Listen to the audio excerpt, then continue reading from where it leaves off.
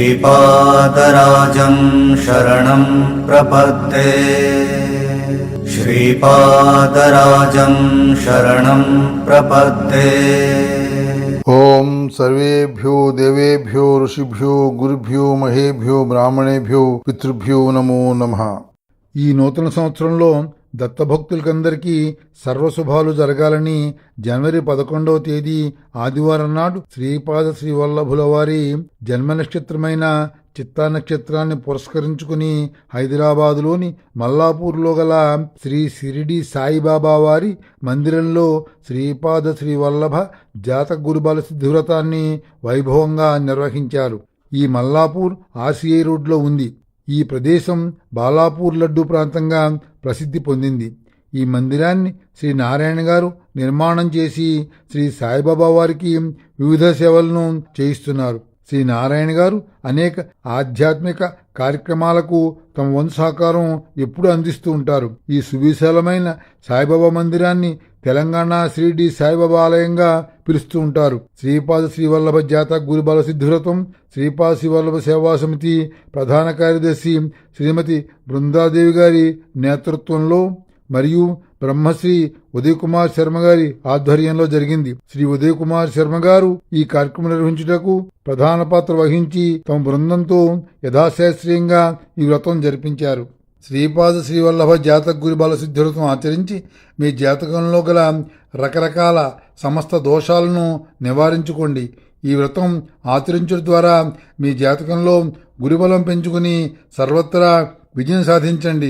సమస్యల నుండి విముక్తిని పొంది అభివృద్ధి పదంలో పయనించండి. దత్తభక్తులరా, గత భాగంలో ఆర్తజన రక్షకుడైన శ్రీపాదుల వారు తమ భక్తులను ఎలా కాపాడారో తెలుసుకున్నాం. ఈ భాగంలో మరొక విశేషం తెలుసుకుందాం. మానవులకు కలిగే ఆపదలు, అస్త్రశస్త్రముల వల్ల కలిగే అకాల మృత్యువు, రుణబాధలు సంభవించుటకు అంగారకుడు కారకుడు. శ్రీపాదుల వారు సకల దేవతా స్వరూపులు.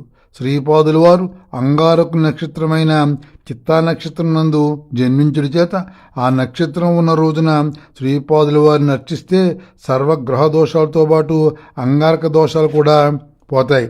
రుణము అనగా పాపము, అరుణము అనగా పాపము లేనిది. చిత్తా నక్షత్రం రోజున మంగళవారం రోజున శ్రీపాదుల వారు అరుణవర్ణములో ప్రకాశిస్తారు.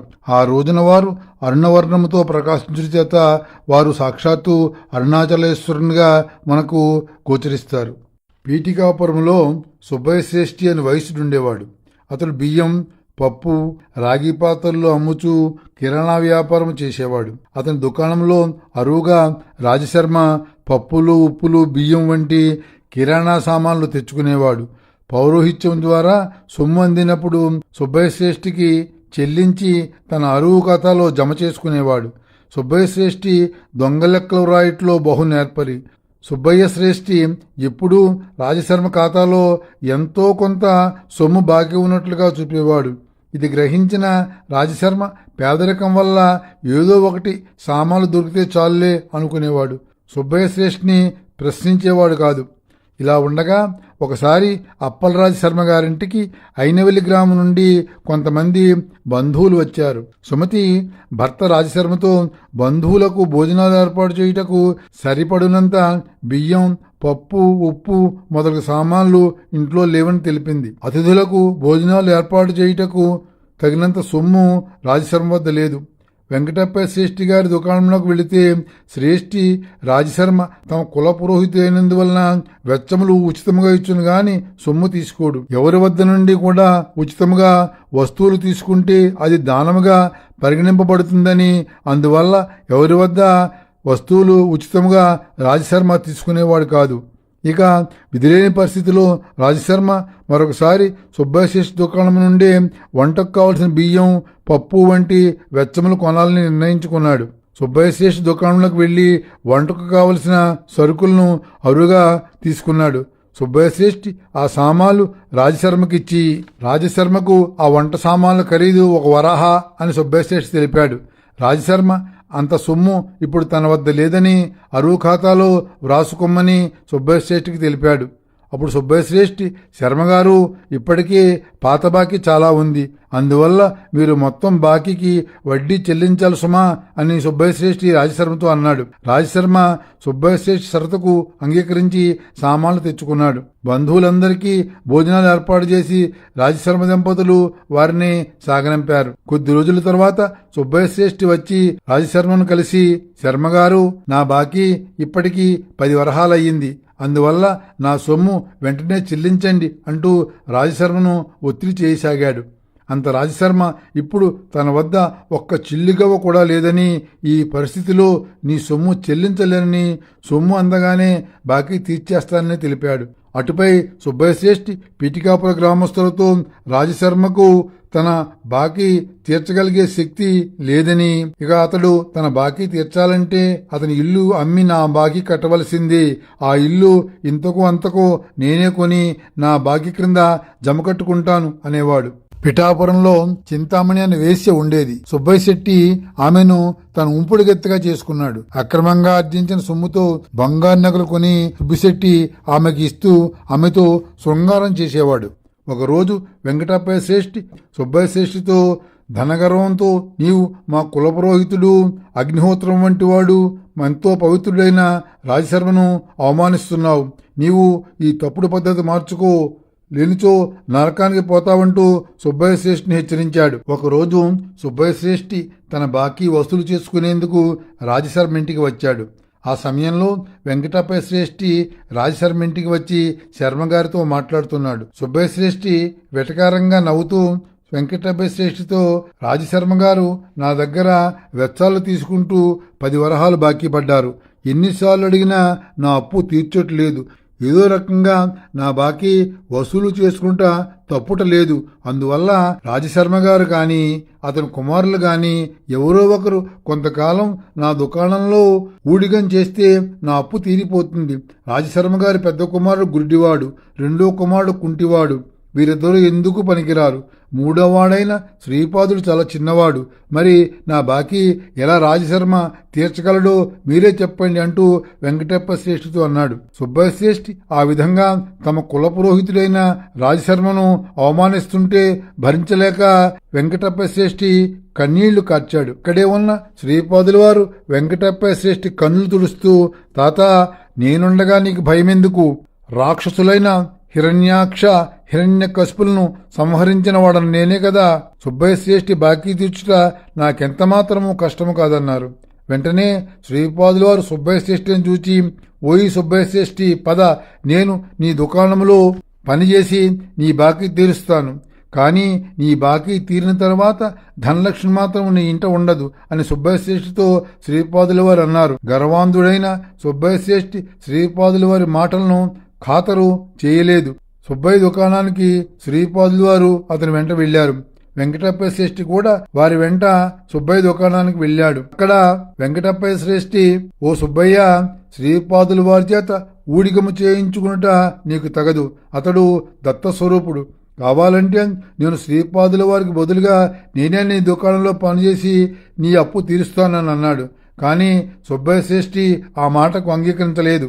సుబ్బయ్య శ్రేష్ఠి తన దుకాణంలో కిరాణా సామాన్లతో పాటు రాగి పాత్రలు కూడా విక్రయించేవాడు.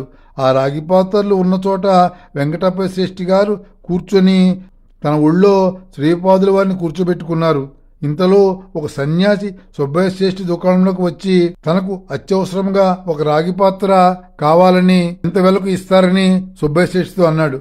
అంత దురాశాపరుడైన సుబ్బయ్య శ్రేష్ఠి ధనం పొందుటకు ఇదొక మంచి అవకాశంగా తలచి సుబ్బయ్య తన సామాన్ల నిల్వ గదిలోకి వెళ్లి చూడగా 32 రాగి చెంబు పాత్రలున్నాయి. సుబ్బయ్య తన దగ్గర ఒకే ఒక రాగి చెంబు పాత్ర ఉందని జటాధారికి చెప్పి ఆ జటాధారి వద్ద నుండి అధిక సొమ్మును వసూలు చేయాలని అనుకున్నాడు. తన దుకాణంలో 32 రాగి పాత్రలు ఉన్నప్పటికీ సుబ్బయ్య శ్రేష్ఠి ఆ సన్యాసితో, నా దగ్గర ఒకే ఒక రాగి పాత్ర ఉన్నది, కావాలంటే అది నీకు 10 వరహాలకు అమ్ముతాను అని అన్నాడు. అప్పుడు ఆ సన్యాసి ఆ రాగి పాత్రను తన చేతికి శ్రీపాదుల వారి ద్వారా ఇప్పించాలని షరతు విధించాడు. ఆ షరతుకు సుబ్బయ్య అంగీకరించాడు. అంత సుబ్బయ్య ఆ సన్యాసి వద్ద 10 వరహాలు తీసుకుని ఆ రాగి పాత్రను శ్రీపాదుల వారికి ఇచ్చాడు. అనంతరం శ్రీపాదుల వారు తమ దివ్య హస్తాలతో ఆ రాగి పాత్రను ఆ సన్యాసి చేతికిచ్చారు. శ్రీపాదుల వారు నవ్వుతూ ఆ సన్యాసిని ఆశీర్వదిస్తూ, ఓయి జటాధారి, నా చేతుల మీదుగా ఈ రాగి పాత్రను అందుకోవాలని నీ కోరిక తీరినది కదా. ఇక నీవు ఈ సన్యాసి దీక్ష విరమించి నీ ఇంటికి వెళ్ళు. నీ భార్యాబిడ్డలు నీ కోసం ఎదురు చూస్తున్నారు. ఈనాటి నుండి నీ ఇంట లక్ష్మీదేవి శ్రీనివాసం ఉంటుందని శ్రీపాదుల వారు సన్యాసితో అన్నారు. అప్పుడు ఆ సన్యాసి శ్రీపాదుల వారికి నమస్కరించి ఆ రాగి పాత్రను తీసుకుని వెళ్ళిపోయాడు. ఒక రాగి పాత్రను విక్రయించి ఎంతో లాభం పొందానని గర్వంతో సుబ్బశ్రేష్ఠి ఒళ్ళు మరిచిపోయాడు. అక్కడ ఉన్న వెంకటప్ప శ్రేష్ఠితో, ఈరోజు నాకు ఈ రాగి పాత్ర ద్వారా ఎంతో లాభం పొందాను. ఈ రాగి పాత్ర అమ్మకం ద్వారా విశేషంగా 10 వరహాల లాభం వచ్చింది. దీనితో నాకు రాజశర్మ గారి నుండి రావలసిన బాకీ మొత్తం తీరిపోయింది. కావున ఈ క్షణము నుండి శ్రీపాదుడు బంధవిముక్తుడైనాడు అని అన్నాడు. ఇదే అదనగా, సుబ్బయ్య, నీవు విషయం గాయత్రి సాక్షిగా చెప్పు అన్నారు. అప్పుడు సుబ్బశ్రేష్ఠి, నేను గాయత్రీమాత సాక్షిగానే చెప్తున్నాను. శ్రీపాదుడు ఈ క్షణము నుండి బంధవిముక్తుడే అని అన్నాడు. కాబట్టి శ్రీపాదుడు తన ఇంటికి వెళ్ళిపోవచ్చు అని అన్నాడు. వెంటనే వెంకటప్ప శ్రేష్ఠి ఆలస్యం చేయకుండా శ్రీపాదుల వారిని భుజములపై ఎక్కించుకొని రాజశర్మ గారింటికి వచ్చేశాడు. వెంకటప్పయ్య శ్రేష్ఠి శ్రీపాదుల వారిని తీసుకుని బయటికి వెళ్ళిపోగానే సుబ్బయ్య తన సామాన్ల నిల్వ గదిలోకి వెళ్లి చూడగా జటాధారికి అమ్మగా మిగిలిన 31 రాగి చెంబు పాత్రలు మాయమయ్యాయి. కేవలం ఒకే ఒక రాగి చెంబు మాత్రమే ఉంది. దీనితో సుబ్బయ్య లబోదిబోమని మొత్తుకున్నాడు. ఈ వింత చూచి సుబ్బయ్య ఆశ్చర్యపోయాడు. శ్రీపాదుల వారు తనకు రాజశర్మ బాకీ ఉన్న 10 వరహాలను సన్యాసి ద్వారా ఇప్పించి పరోక్షంగా తన తండ్రి బాకీని రద్దు చేయించుకున్నట్టేగాక తాను సన్యాసితో తన వద్ద ఒకే ఒక రాగి పాత్ర ఉన్నదని అబద్ధం చెప్పినందువల్ల తన వద్ద కేవలం ఒకే ఒక రాగి పాత్ర మిగిలి ఉన్నట్లుగా చేశారని అనుకున్నాడు. పిఠికాపుర గ్రామ ప్రజలు జరిగిన ఈ వింత గూర్చి ఎంతో విశేషంగా చెప్పుకున్నారు. శ్రీపాదుల వారి లీలలను ఎంతగానో ఆశ్చర్యంతో కొనియాడారు. శ్రీపాదుడు ఇంటికి రాగానే శ్రీపాదుని చూచి సుమతి కుమారుని హృదయానికి అత్తుకుని తన్మయం పొందినది. రాజశర్మ కుమారుని చూడగానే అతని కన్నుల వెంట అశ్రువులు వర్షించెను. ఇంతలో రాజశర్మ గారింటికి నరసింహవర్మ బాపనార్ల వారు వచ్చిరి. శ్రీపాదుల వారు తాతగారితో తండ్రిని రుణవిముక్తుని చేయుట పుత్రుని ధర్మమని, అందువల్ల తాను ఆ పని నిర్వహించానని వారితో అన్నారు. ఆ మరునాడు శ్రీపాదుల వారింట్లో బాపనారీలు, నరసింహవర్మ, వెంకటప్పయ్య శ్రేష్ఠులు సమావేశమయ్యారు. సుబ్బయ్య శ్రేష్ఠిని కూడా ఆ సమావేశాన్ని పిలిపించి అందరి సమక్షంలో రాజశర్మ గారి బాకీ పూర్తిగా రద్దయినట్లు చెప్పి ధృవీకరించమన్నారు. సుబ్బయ్య శ్రేష్ఠి అందరి ముందు బాకీ తీరిపోయిందని చెప్పాడు. అక్కడే ఉన్న రాజశర్మ, ఎవరో సన్యాసి వచ్చి 10 వరహాలిచ్చి రాగి పాత్రను కొనుక్కుంటే నా బాకీ ఎలా తీరుతుంది సుబ్బయ్య అని రాజశర్మ సుబ్బయ్య శ్రేష్ఠిని ప్రశ్నించాను. అంతా సుబ్బయ్య ఆ సన్యాసి కోరినట్లుగా శ్రీపాదుల వారే తమ స్వహస్తాలతో ఆ సన్యాసికి ఆ రాగి పాత్ర ఇచ్చారు. ఆ సన్యాసి నాకు రావలసిన 10 వరహాలు ఇచ్చాడు. ఆ తర్వాత నా వద్ద ఉండవలసిన 31 రాగి పాత్ర చెంబులు మాయమై ఒకటే మిగిలింది. ఇదంతా తనకెంతో ఆశ్చర్యంగా ఉందని సుబ్బయ్య శ్రేష్ఠి అన్నాడు. అంతా బాపనార్ల వారు, శ్రీపాద, నీకు ఆ సన్యాసి తెలుసా అని ప్రశ్నించారు. అంత శ్రీపాదుల వారు, తాత, నాకు ఎందరో సన్యాసులు తెలుసు. వారిలో ఇతడొకడు. నా వయస్సు అనేక లక్షల సంవత్సరములు. నేను ఈ సృష్టికి ముందే ఉన్నాను. అలాగే సృష్టి యొక్క కార్యకలాపములు ఎంతకాలం జరిగితే అంతవరకు నేనుంటాను. నేను లేనిదే ఈ సృష్టి లేనే లేదు. అన్నింటికీ నేనే సాక్షిని. నేను ఆదితత్వమును. అన్నింటా స్థిరమై ఉంటాను. జీవరాశుల శరీరమునందు గల అన్నమయ, ప్రాణమయ, మనోమయ, విజ్ఞానమయ, ఆనందమయ అను పంచక్రోశములుంటాయి. ఆ క్రోశములయందు నేను స్థిరంగా ఎల్లప్పుడూ ఉంటాను. ఈ కోశములన్నీ నా ప్రేరణతోనే తమ కార్యములు నిర్వహిస్తుంటాయి. నేను సర్వే సర్వత్రా ఉన్నాను. నేనే దత్తుడును. దత్తతత్వములైన సర్వజ్ఞత, సర్వశక్తిత్వ, సర్వాంతర్యామిత్వములను నేను కలిగి ఉన్నాను. పంచభూతములే గతంలో నేను దత్తుడని సాక్ష్యం ఇచ్చినవు గదా, అది మీకందరికీ తెలుసును గదా అన్నారు. అంత బాపనార్ల వారు, శ్రీపాద, నీవు చెప్పినదంతా సత్యమే. కాని సుబ్బశ్రేష్ఠి వద్ద 31 పాత్రలు మాయమై ఒకటే మిగులుటకు గల కారణమేమి? నీవేమైనా చమత్కారం చేశావా అని బాపనాయుడు వారు శ్రీపాదుల వారిని ప్రశ్నించారు. అంత శ్రీపాదుల వారు, తాత, కారణము లేని కర్మ జరగదు, సర్వమును పూర్వజన్మ కర్మవశమున జరుగుచుండును. ఈ సుబ్బశ్రేష్ఠి యొక్క పూర్వజన్మ వృత్తాంతం తెలియజేస్తాను, విను. ఈ సుబ్బశ్రేష్ఠి గత జన్మములో అటవీ ప్రాంతమునందుగల ఒక దత్తదేవుని ఆలయమునందు పూజారిగా ఉండేవాడు. అది అరణ్య ప్రాంతమైనందువల్ల ఆ దేవాలయమునకు అరుదుగా భక్తులు వచ్చేవారు. ఇతని పూర్వీకులందరూ ఎంతో భక్తి శ్రద్ధలతో ఆ దత్తాదేవుని ఆరాధించేవారు. గత జన్మలో ఆ ఆలయ పూజారిగా ఉన్న సుబ్బశ్రేష్ఠి స్త్రీలోలుడు. అతనిలోని స్త్రీవాంఛ వెర్రితెల్ల వేసింది. ఇతడు ఆ దత్తాలయంలో గల దత్తాత్రేయ స్వామివారి విగ్రహాన్ని అమ్మివేసి తద్వారా వచ్చే సొమ్మును తన ఉంపుడు గత్తెకు ఇవ్వాలని సంకల్పించాడు. తన యొక్క పథకము అమలు చేసేందుకై ఒక కంసాలి సహాయము ఈ పూజారి తీసుకొనెను. ఆ కంసాలి లౌకిక ఆర్థిక బంధనములలో చిక్కుకున్న కారణంగా ధనమునకు ఆశపడి ఆ పూజారి పథకమునకు అంగీకరించెను. ఇద్దరూ కలిసి దత్తుని తామర విగ్రహాన్ని మాయించేశారు. ఆ ప్రాంతంలో వారితో దత్త విగ్రహాన్ని దొంగలు దోచుకుని పోయారని నమ్మించి ఆ పూజారి ఆలయాన్ని మూసివేశాడు. దత్తుని విగ్రహాన్ని కంసాలి ఇంటికి తరలించారు. కంసాలి నరసింహదేవుని భక్తుడు. అతడు నరసింహదేవుని విగ్రహమునకు ఎదురుగా కూర్చుని దత్తుని విగ్రహాన్ని కరిగించి 32 రాగి పాత్రలుగా తయారు చేశాడు. నరసింహదేవుని ఎదురుగా జరిగిన ఈ తప్పుడు పని వల్ల దైవ సంకల్పంతో నరసింహదేవుని యొక్క 32 అవతారముల అంశ ఆ రాగి పాత్రలో ఒక్కొక్కటిగా ప్రవేశించినది. పిమ్మట వారు ఆ రాగి పాత్రలను విక్రయించారు. కాలక్రమంలో ఆ 32 రాగి పాత్రలు చేతులు మారి మారి ఇప్పుడు సుబ్బశ్రేష్ఠి దుకాణంలోకి వచ్చి చేరాయి. దత్త విగ్రహమునకు అనేక సంవత్సరములు పూజారిగా అనేక సేవలందించిన ఆ పూజారి తన పూర్వజన్మ పుణ్యఫలం వల్ల ఈ జన్మలో శ్రీమంతుల ఇంట సుబ్బశ్రేష్ఠిగా జన్మించాడు. దత్త విగ్రహమును కరిగించిన ఆ కంసాలి ఈ జన్మలో గర్భదరిద్రుడిగా జన్మించాడు. సంసారమును పోషించుకున్నటకు అనేక అప్పులు చేశాడు. ఆ అప్పులు ఇచ్చిన వారు బాధపడలేక వారు గుర్తుపట్టకుండా ఆ కంసాలి జడలు పెంచుకుని సన్యాసిగా మారువేషంలో జటాధార రూపంలో తిరుగుచున్నాడు. ఈ జన్మంలో ఆ కంసాలి తన పూర్వజన్మ యొక్క జ్ఞానమును కలిగినందువల్ల తన తప్పు తెలుసుకుని పశ్చాత్తాపంతో తన దారిద్ర్యము పోగొట్టవలసిందిగా నిత్యం దత్తాత్రేయ స్వామి స్వరూపుణ్ణైన నన్ను ఆరాధించేవాడు. నేను అతనికి స్వప్నంలో దర్శనమిచ్చి పీఠికాపురం వచ్చి సుబ్బశ్రేష్ఠి వద్ద ఒక రాగి పాత్రను 10 వరహాల సొమ్ముకు కొనుగోలు చేసి నా చేతుల మీదుగా ఆ రాగి పాత్రను పొంది నన్ను దాస్యము నుండి బంధవిముక్తిని చేయమని ఆ జటాధారికి చెప్పితిని. ఆ జటాధారి అయిన సన్యాసి పీఠికాపురంలోకి వచ్చి నేను చెప్పినట్లుగా సుబ్బయ్యకు 10 వరహాలిచ్చి నా చేతుల మీదుగా ఆ రాగి పాత్రను పొంది నాకు దాస్యవిముక్తి కలిగించాడు. అవధూతల నుండి గాని సిద్ధపురుషుల నుండి గాని అనుగ్రహ ప్రసాదంగా రాగితో చేసిన ఏ వస్తువునైనా చిన్న కలశంనైనా దానము గ్రహిస్తే దానగ్రహీతకు విశేష లాభాలు కలుగుతాయి. అందువల్ల ఆ జటాధారి నాకు చేసిన ఉపకారములకు ప్రతిఫలముగా నేను అతని ఆర్థిక సమస్యలు అనూహ్య రీతిలో తీరిపోవునని ఆశీర్వదించి పంపించి వేశాను.